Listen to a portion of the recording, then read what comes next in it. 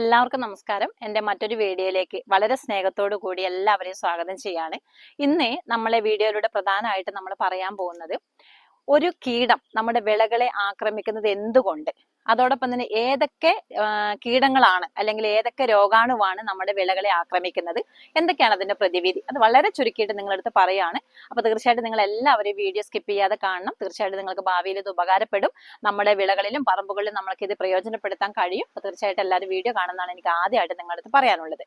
അതായത് ഒരു കീടം നമ്മുടെ വിളകളെ ആക്രമിക്കുന്നത് എപ്പോഴാണോ വിളകൾക്ക് രോഗപ്രതിരോധ ശേഷി കുറയുന്നത് അപ്പോഴായിരിക്കും. ഒരു ഉദാഹരണം പറയുകയാണെങ്കിൽ, നമ്മൾക്ക് അതായത് മനുഷ്യൻ എന്ന നിലയിൽ നമ്മൾക്ക് എപ്പോഴാണോ ഒരു പനി വരുന്നത് അല്ലെങ്കിൽ ഒരു ജലദോഷം പിടിപെടുന്നത്, നമ്മുടെ ശരീരത്തിന് പ്രതിരോധ ശേഷി കുറയുമ്പോഴാണ് ഒരു രോഗാണു നമ്മുടെ ശരീരത്തിലേക്ക് പ്രവേശിക്കുന്നത് എന്ന് പറഞ്ഞതുപോലെയാണ് വിളകളുടെ കാര്യവും.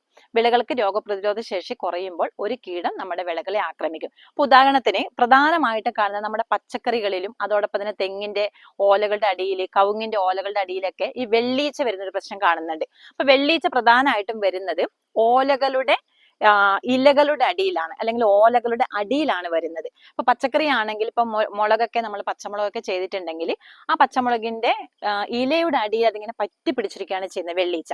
ഇത് കാണുമ്പോൾ നമുക്ക് വലിയ ബുദ്ധിമുട്ടൊന്നുമില്ല, പക്ഷെ ഇവൻ വൻ എന്താ പറയാ ഉപദ്രവകാരിയാണ്. ഇവരെന്താ ചെയ്യുന്നതെന്ന് വെച്ചാൽ ഇലകളുടെ നീരൂറ്റി കുടിച്ച് ആ ഇല അല്ലെങ്കിൽ ആ ചെടി പൂർണ്ണമായിട്ടും ഉണങ്ങിപ്പോകുന്ന ഒരു അവസ്ഥയിലേക്ക് മാറ്റിയെടുക്കും. ഇപ്പം പച്ചമുളക് ആണെങ്കിൽ അതിന്റെ ഇലകളിൽ പറ്റിപ്പിടിച്ചിരിക്കും, അവിടുന്ന് മറ്റു ഇലകളിലേക്ക് അത് സ്പ്രെഡ് ആവും, പിന്നെ ആ ചെടി പൂർണ്ണമായിട്ട് ഉണങ്ങി പോകുന്ന ഒരു അവസ്ഥയിലേക്കാണ് പോകുന്നത്. അപ്പൊ ആദ്യമായിട്ട് നമ്മൾ ചെയ്യേണ്ടത് നമ്മുടെ വിളകൾക്ക് പ്രതിരോധ ശേഷി കൂട്ടുക എന്നുള്ളതാണ്. അപ്പൊ എന്തുകൊണ്ടാണ് വിളകൾക്ക് പ്രതിരോധ ശേഷി കുറയുന്നത് എന്നുള്ള ചോദ്യത്തിന് പ്രധാനമായിട്ട് ഒരു ഉത്തരമാണ് നമുക്കുള്ളത്. ഒന്നാമത്തെ കാര്യം എന്ന് പറയുന്നത് നമ്മുടെ മണ്ണ് അമ്ല ഗുണത്തിലാണ് ഉള്ളത്. ആ അമ്ല ഗുണത്തെ നമ്മൾ ക്ഷാര ഗുണത്തിലേക്ക് എത്തിക്കുക. ഞാൻ കഴിഞ്ഞ ക്ലാസ്സിൽ വളരെ വിശദമായിട്ട് അത് പറഞ്ഞിട്ടുണ്ട്, എങ്ങനെയാണ് അമ്ല ഗുണം ക്ഷാര ഗുണത്തിലേക്ക് എത്തിക്കുക എന്നുള്ളത്. തീർച്ചയായിട്ടും അല്ലെങ്കിൽ നിങ്ങൾക്ക് പോയി നോക്കിയാൽ തീർച്ചയായിട്ടും അത് മനസ്സിലാക്കാൻ വേണ്ടി സാധിക്കും. അപ്പൊ അമ്ല ഗുണത്തെ ക്ഷാരഗുണത്തിലേക്ക് എത്തിച്ചാൽ തന്നെ ഒരു പരിധി വരെ ഒരു 80% പ്രശ്നങ്ങളും വിളകളെ നമുക്ക് രക്ഷിച്ചെടുക്കാൻ പറ്റും.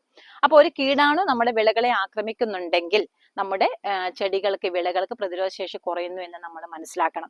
ഇനി നമ്മുടെ പറമ്പുകളിൽ അല്ലെങ്കിൽ വിളകൾക്ക് ഓൾറെഡി ഒരു കീടം വന്നിരിക്കുന്നുണ്ടെങ്കിൽ അല്ലെങ്കിൽ ഓൾറെഡി നമുക്ക് അസുഖം വന്നിട്ടുണ്ടെങ്കിൽ, ഇപ്പൊ ഞാൻ നേരത്തെ പറഞ്ഞ പച്ചമുളകിൽ വെള്ളീച്ച പറന്ന് വന്നിരുന്നിട്ടുണ്ടെങ്കിൽ ആ ഇല നമ്മൾ നുള്ളിയെടുത്ത് ദൂരെ കൊണ്ടുപോയി നശിപ്പിക്കണം. അത് അങ്ങനെ പറയാൻ കാരണം അതിന് ചുവട്ടിൽ ഇട്ട് കഴിഞ്ഞാൽ അത് മറ്റു ഇലകളിലേക്ക് സ്പ്രെഡായി മറ്റു ഇലകളിലേക്കും ഈ അസുഖം വരാനുള്ള സാധ്യത കൂടുതലാണ്. ഇപ്പൊ ചെറിയ തെങ്ങോ ചെറിയ കവുങ്ങൊക്കെ ആണെങ്കിൽ നമുക്ക് എന്ത് ചെയ്യാം, പൈപ്പിലെ വെള്ളത്തിൽ നന്നായിട്ട് ഫ്ലഷ് ചെയ്ത് സ്പ്രേ ചെയ്ത് അടി ഒന്ന് കഴുകി കൊടുത്തു കഴിഞ്ഞാൽ കുറേയൊക്കെ വിട്ടുമാറും.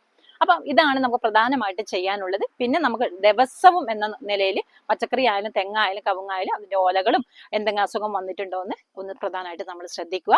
അപ്പോൾ മണ്ണിനെ അമ്ല ഗുണത്തിൽ നിന്ന് ക്ഷാരഗുണത്തിലേക്ക് എത്തിക്കുക എന്നതാണ് പ്രതിരോധ ശേഷി കൂട്ടാനുള്ള പ്രധാനപ്പെട്ട ഒരു പോംവഴി എന്ന് പറയുന്നത്. അപ്പൊ തീർച്ചയായും നിങ്ങൾക്ക് എല്ലാവർക്കും വീഡിയോ ഇഷ്ടപ്പെടുന്നു വിശ്വസിക്കുന്നു. അപ്പൊ നിങ്ങളുടെ അഭിപ്രായങ്ങൾ തീർച്ചയായിട്ടും നിങ്ങൾക്ക് എന്തെങ്കിലും സംശയം ഉണ്ടെങ്കിൽ കമന്റ് ബോക്സിൽ നിങ്ങൾ രേഖപ്പെടുത്തും. തീർച്ചയായിട്ടും അറിയാവുന്ന ഉത്തരം ഞാൻ പറയുന്നതാണ്. അപ്പൊ അടുത്ത വീഡിയോ കാണുന്നത് വരെ എല്ലാവർക്കും നന്ദി, നമസ്കാരം.